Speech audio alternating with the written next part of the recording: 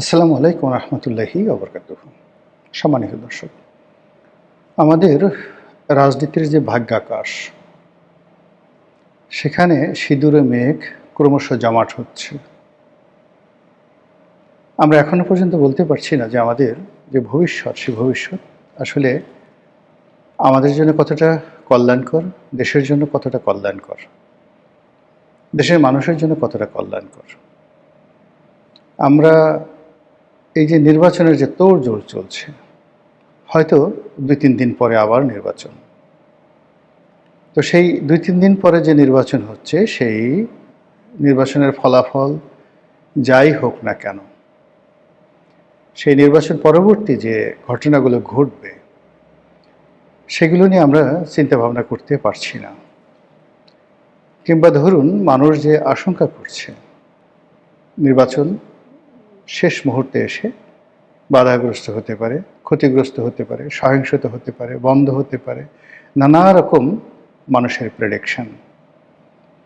তো সেই সকল প্রেডিকশনের প্রেক্ষিতে আমাদের ক্ষয়ক্ষতির পরিমাণ কী কী সর্বনাশ আমাদের জন্য অপেক্ষা করছে, এবং আমরা আসলে কী বিপদ এবং বিপত্তির মধ্যে এগোচ্ছি, এই ব্যাপারে আমাদের যারা ময়মুরব্বী আছেন, দার্শনিক আছেন, কবি আছেন, সাহিত্যিক আছেন, সাংবাদিক আছেন, প্রায় সবাই মুখে কলুপ এঁটেছেন।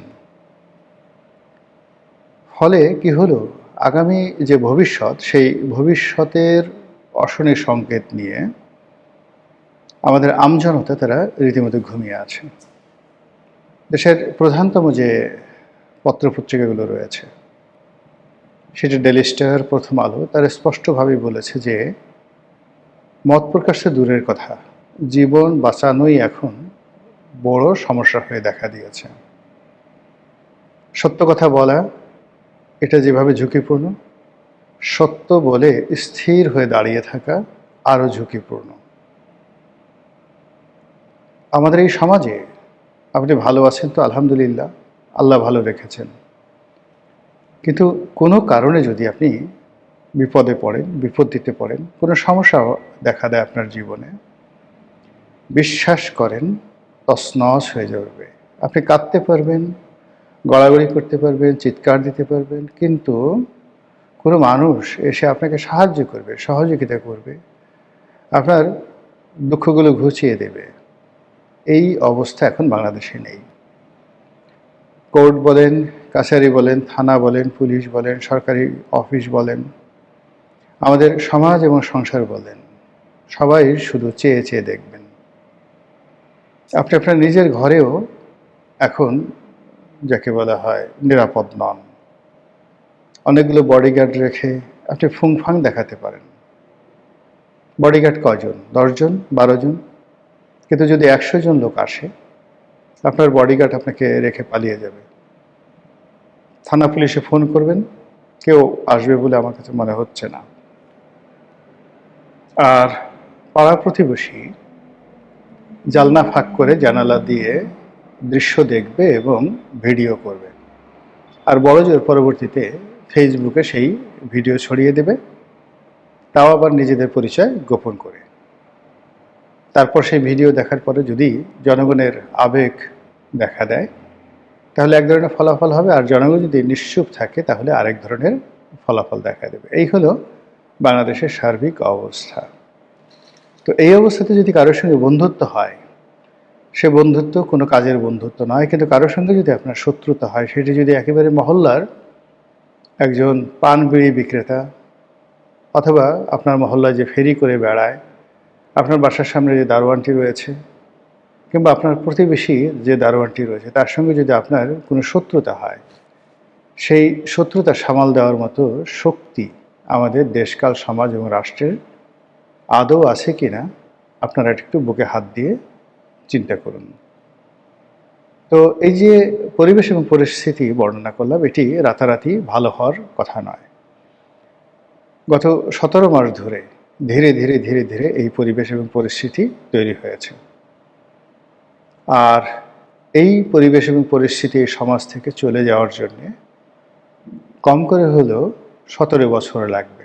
যেভাবে অতীতের 17 বছরের যে পুঞ্জীভূত ক্ষোভ, ক্রোধ, লোভ, লালসা, কামনা, বাসনা, রাগ সব একত্র হয়ে এই গত 17 মাসে মানুষের হাত, পা, মন ও মস্তিষ্ককে যেভাবে উত্তেজিত করেছে তার প্রেক্ষিতে আজকের এই সমাজ আমরা এখানে নিয়ে এসেছি।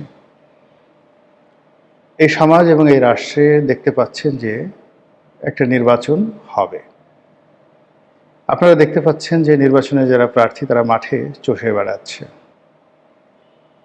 আপনারা দেখতে পাচ্ছেন একটি দল বিজয়ী হবে, আপনারা শুনতে পাচ্ছেন আরেকটি দল ম্যাটিকুলাস ডিজাইন করে নির্বাচনের ফলাফল নিজেদের দিকে নিয়ে যাবে। এই যে একটি দল বিজয়ী হবে, এটার ফলে যাদের মনে ক্রোধ তৈরি হচ্ছে, বিরাট একটা শক্তিশালী গ্রুপ, সেই ক্রোধকে দমন করার জন্য, সেই ক্রোধকে নিয়ন্ত্রণ করার জন্য কোনো কার্যত প্রতিষ্ঠান নেই। এমনকি সেই দলটি, যে দলটি বিজয়ী হবে, সে যদি ক্ষমতায় আসে তাহলে সে আরও মাহরুম হয়ে যাবে, আরও অসহায় হয়ে পড়বে, আরও দুর্বল হয়ে পড়বে। আবার অন্যদিকে যারা ম্যাটিকুলাস ডিজাইন করবে বলে খবর বের হয়েছে, যাদের সম্পর্কে বলা হচ্ছে এরা গুপ্ত সংগঠন, এরা গুপ্ত কাজে ভীষণ রকম এক্সপার্ট, তাদের কর্মকাণ্ড নিষিদ্ধ করা, বন্ধ করা, নিয়ন্ত্রণ করা, তাদেরকে বুঝিয়ে সুঝিয়ে কাছে রাখা, পুরোটাই নিয়ন্ত্রণের বাইরে চলে গেছে। বাংলাদেশে এখন এমন কোনো মধ্যস্থতাকারী নেই যারা রাজনৈতিক দলগুলোকে এক টেবিলে বসাতে পারেন। বরং আমাদের দেশে যে সকল কর্তা ব্যক্তি এক টেবিলে বসাতে পারতেন, তারা বিভিন্ন রাজনৈতিক দলের যারা নেতৃবৃন্দ রয়েছেন তাদের কদম মুবারক চুম্বন করার জন্যে তারা রীতিমতো পাল্লা দিয়ে দৌড়দৌড়ি করছেন। শেখ হাসিনার জমানাতে আমরা ঠাট্টা করতাম, মস্করা করতাম যে গণভবনে গিয়ে অনেকে দালালি করছেন, পিঠা পায়েসের উৎসবের নৃত্য গীত করছেন, ফ্ল্যাটারিং করছেন, তেলবাজি করছেন। কিন্তু এখন সেই তেলবাজি, সেই ফ্ল্যাটারিং এতটা নিম্ন পর্যায়ে চলে এসেছে, এতটা স্থূল হয়ে পড়েছে, এতটা দৃষ্টিকটু হয়ে পড়েছে, এগুলো এখন সমালোচনার অযোগ্য হয়ে পড়েছে। এরই মধ্যে জনাব তারেক রহমান সাহেব, যিনি সম্ভাব্য প্রধানমন্ত্রী বলে পৃথিবী দ্বারা স্বীকৃত হচ্ছেন, এত স্বীকৃতি ভালো নয়, এত স্বীকৃতি অশনি সংকেত। বাচ্চা প্রসব হওয়ার আগেই যদি বাচ্চার জন্য দোলনা তৈরি করা হয়, মাতৃগর্ভে থাকতে যদি বাচ্চার নামে ইনকাম ট্যাক্সের ফাইল খোলা হয়, কিংবা যে শিশু এখনও ভ্রূণ তৈরি হয়নি, মানে এখনও গর্ভধারণ হয়নি, ছেলে মেয়ের শুধুমাত্র বিয়ে হয়েছে, পিতামাতার বিয়ে হয়েছে, বাসরাত এখনও হয়নি কিন্তু বাসরের আগেই ছেলে হবে না মেয়ে হবে, সেটা নির্ধারণ করে সে বিশাল নাম দিয়ে রাখা হলো, ছেলের নাম অমুক, মেয়ের নাম অমুক।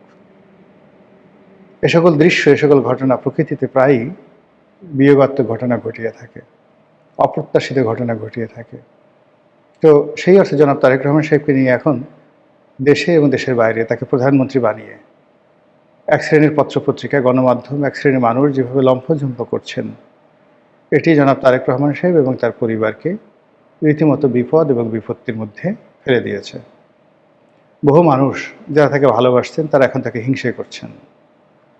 বহু মানুষ যারা মনে প্রাণে চাইতেন যে তিনি দেশে ফিরে আসুন, রাজনীতিতে বিজয় লাভ করুন এবং দেশের প্রধানমন্ত্রী হিসেবে দায়িত্ব পালন করুন, তারা এই যে ন্যাকামো, এই যে বাহাদুরি, এই যে বাড়াবাড়ি, আওয়ামী লীগের লোকজন নেই কিন্তু বিএনপির যারা লোকজন রয়েছেন তারা তাদের নেতাকে নিয়ে যে কর্মকাণ্ড করছেন, নেতার কোনো আমি আধিক্যতা দেখছি না। নেতা প্রাণান্তর চেষ্টা করছেন নিজেকে সংযত রাখার জন্য, কিন্তু তার দলের মধ্যে যারা লোকজন রয়েছেন তারা যে কর্মকাণ্ড করছেন তার সঙ্গে সঙ্গে বিদেশের বিভিন্ন শক্তি, পত্রপত্রিকা তাকে যেভাবে প্রধানমন্ত্রী বানিয়ে একেবারে বাঘের মুখে ঠেলে দিচ্ছেন, সেটা প্রতিহত করার মতো, সেটার বিরুদ্ধে একটি রক্ষাবহু তৈরি করা, এটি এখন বিএনপির পক্ষে সম্ভব হচ্ছে না।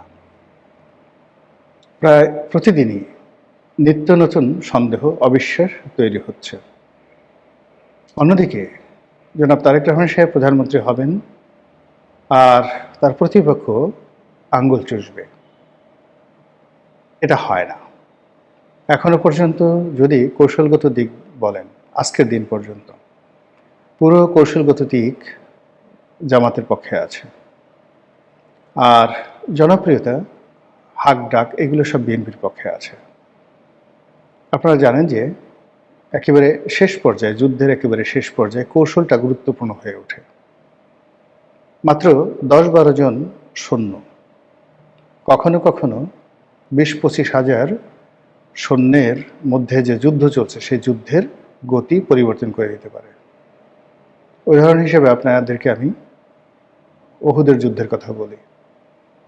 ওহুদের যুদ্ধে মুসলমানদের সৈন্য সংখ্যা ছিল প্রায় 1000, আর আরবের সবচেয়ে শ্রেষ্ঠতম বীরদেরকে নিয়ে প্রায় 3000 সৈন্য নিয়ে তারা মদিনা আক্রমণ করেছিল।